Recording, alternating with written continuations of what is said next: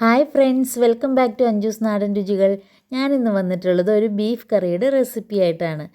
നമുക്ക് നോക്കാം ഈ കറി എങ്ങനെയാണ് തയ്യാറാക്കുക എന്ന്. കറി വയ്ക്കുന്നതിന് ഞാനിവിടെ 1/2 കിലോ ബീഫ് ചെറുതായി കട്ട് ചെയ്ത് നന്നായി വാഷ് ചെയ്തെടുത്തിട്ടുണ്ട്. കുറച്ച് നെയ്യോട് കൂടിയ ബീഫാണ് എടുത്തിട്ടുള്ളത്. അതിലേക്ക് 1/2 ടീസ്പൂൺ മഞ്ഞൾപ്പൊടി, 1 ടീസ്പൂൺ നല്ല മുളക് പൊടി, 1/2 ടീസ്പൂൺ ഗരം മസാലപ്പൊടി,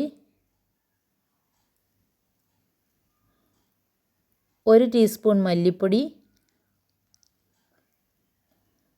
1/4 ടീസ്പൂൺ കുരുമുളക് പൊടി, 1/2 ടീസ്പൂൺ ഉപ്പ്, ആവശ്യത്തിന് കറിവേപ്പില. ഇത്രയും കൂടി ചേർത്ത് നന്നായിട്ട് ഒന്ന് മിക്സ് ചെയ്തെടുക്കാം.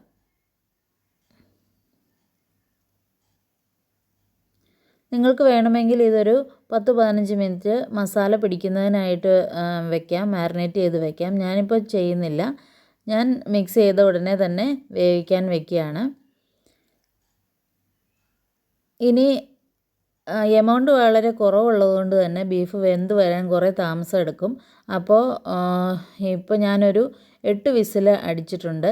നിങ്ങളുടെ ബീഫിൻ്റെ ക്വാളിറ്റിയും കുക്കറിൻ്റെ ഒക്കെ അളവനുസരിച്ച് വിസിലിൻ്റെ എണ്ണത്തിൽ വ്യത്യാസം വരുത്താം. ഇപ്പോൾ ഇവിടെ ബീഫ് നന്നായിട്ട് വെന്തിട്ടുണ്ട്. ഇനി നമുക്കതിനാവശ്യമായിട്ടുള്ള മസാല തയ്യാറാക്കാം.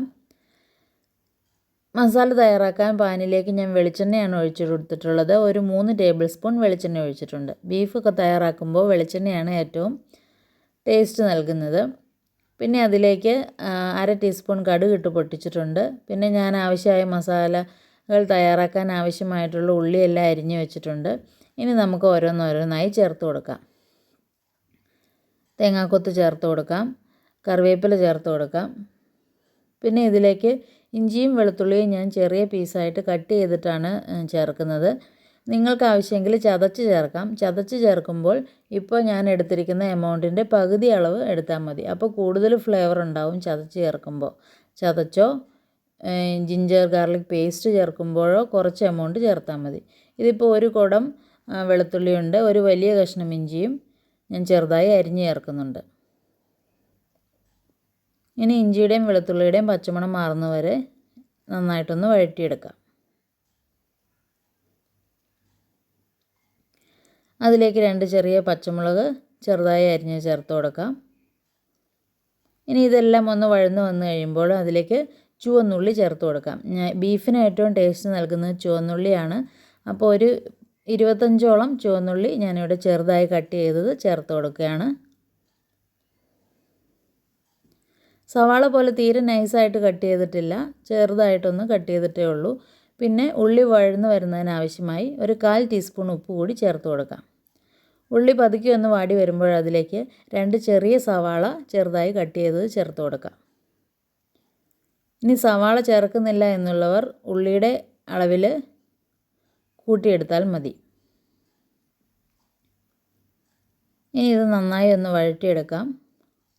നല്ല ഗോൾഡൻ ബ്രൗൺ നിറമാവുന്ന വരെ വഴറ്റിയെടുക്കാം. ഇനി ഇതിലേക്ക് നമുക്ക് മസാലയ്ക്ക് ആവശ്യമായിട്ടുള്ള പൊടികൾ ചേർത്ത് കൊടുക്കാം. 1/4 ടീസ്പൂൺ മഞ്ഞൾപ്പൊടി, 1/2 ടീസ്പൂൺ ഗരം മസാലപ്പൊടി, 1/2 ടീസ്പൂൺ നല്ല മുളക് പൊടി, 1/2 ടീസ്പൂൺ കാശ്മീരി മുളക് പൊടി, 1 ടീസ്പൂൺ മല്ലിപ്പൊടി. ഞാൻ എല്ലാ പൊടിയുടെ അളവും ഇവിടെ ടീസ്പൂൺ അളവിലാണ് എടുത്തിട്ടുള്ളത്.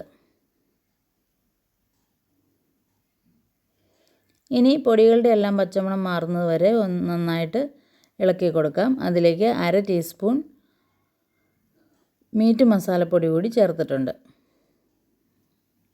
ഇനി നന്നായിട്ടൊന്ന് മിക്സ് ചെയ്തതിന് ശേഷം അതിലേക്ക് നമ്മൾ അരിഞ്ഞ് വെച്ചിരിക്കുന്ന ഒരു ചെറിയ തക്കാളി ചേർത്ത് കൊടുക്കാം. തക്കാളി ഞാനിവിടെ മസാലയുടെ കൂടെ വഴറ്റി ചേർക്കുന്നില്ല, വെറുതെ ഒന്ന് ചേർത്തിട്ട് അതിനൊപ്പം തന്നെ ബീഫ് കൂടി ചേർക്കുകയാണ്. അപ്പോൾ ആ ബീഫിൽ കിടന്നിട്ടാണ് തക്കാളി ഇപ്പോൾ വേവുന്നത്.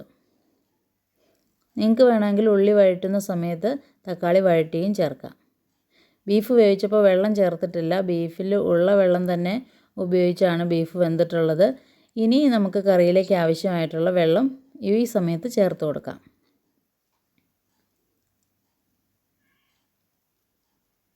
ഇനി നന്നായിട്ടൊന്ന് മിക്സ് ചെയ്തതിന് ശേഷം നമുക്കിതിലേക്ക് തിളപ്പിച്ച വെള്ളം ഒഴിച്ചു കൊടുക്കാം. ഞാനിപ്പോൾ ഒരു 1/2 കപ്പ് തിളപ്പിച്ച വെള്ളം ഒഴിക്കുന്നുണ്ട്. നിങ്ങൾക്ക് എത്ര കൺസിസ്റ്റൻസി ആണോ വേണ്ടത് അതനുസരിച്ച് വെള്ളം ചേർത്ത് കൊടുക്കാം.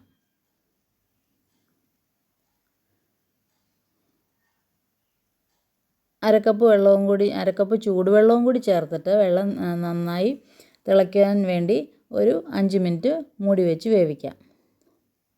ഈ സമയം കൊണ്ട് നമ്മുടെ തക്കാളിയും വെന്തിട്ടുണ്ടാവും, കറി ഒന്ന് കുറുകി വന്നിട്ടുണ്ട്, ബീഫും മസാലയും എല്ലാം നന്നായി മിക്സായി വന്നിട്ടുണ്ട്. ഇനി കുറച്ചുകൂടി വെള്ളം കറി നന്നായിട്ട് ലൂസ് ആവണമെന്ന് ആവശ്യമുള്ളവർക്ക് ഈ സമയത്ത് തേങ്ങാപ്പാൽ ചേർത്ത് കൊടുക്കാം. ഞാനിപ്പോൾ തേങ്ങാപ്പാൽ ചേർക്കുന്നില്ല. ഇനി ഈ സമയത്ത് കറിയിലേക്ക് പെരുംജീരകത്തിൻ്റെ പൊടി 1 ടീസ്പൂൺ പെരുംജീരകം പൊടിച്ചത് ചേർത്ത് കൊടുത്തിട്ടുണ്ട്. പിന്നെ ഒരു 1/2 ടീസ്പൂൺ കുരുമുളക് പൊടി കൂടി ചേർക്കാം. നമ്മൾ മസാല ഒക്കെ വഴറ്റുന്ന സമയത്ത് നല്ല മുളക് പൊടിയുടെ അളവ് കുറയ്ക്കുകയാണെങ്കിൽ ഈ സമയത്ത് 1 ടീസ്പൂൺ കുരുമുളക് പൊടി ചേർക്കാം. പെരുംജീരകവും കുരുമുളക് പൊടിയും ചേർക്കുമ്പോഴാണ് ബീഫ് കറിക്കൊരു നല്ല ഫ്ലേവറും നല്ല ടേസ്റ്റും ഉണ്ടാവുകയുള്ളൂ. അപ്പോൾ അത് കൂടുതൽ ചേർക്കാൻ ശ്രദ്ധിക്കുക. ഇപ്പോൾ നമ്മുടെ കറി എല്ലാം നന്നായി മിക്സാക്കി എടുത്തിട്ടുണ്ട്. ഫ്ലെയിമൊക്കെ ഓഫ് ചെയ്തിട്ടുണ്ട്. കറി റെഡിയാണ്. ഇനി അതിലേക്ക് കുറച്ച് പച്ചക്കറിവേപ്പിലയുടെ തൂവി നമുക്ക് കറി സെർവ് ചെയ്യാം. അപ്പോൾ നമ്മുടെ അടിപൊളി ബീഫ് കറി ഇവിടെ തയ്യാറായിട്ടുണ്ട്. ഇത് ചപ്പാത്തി, പൊറോട്ട, അപ്പം എല്ലാത്തിൻ്റെയും കൂടെ നല്ല സൂപ്പർ കോമ്പിനേഷനാണ്. അപ്പോൾ ഇതെല്ലാവരും ട്രൈ ചെയ്ത് നോക്കുക. എൻ്റെ ചാനൽ എല്ലാവരും സബ്സ്ക്രൈബ് ചെയ്യുക, ലൈക്ക് ചെയ്യുക, കമൻറ്റ് ചെയ്യുക, ഷെയർ ചെയ്യുക. Thanks for watching. Thank you.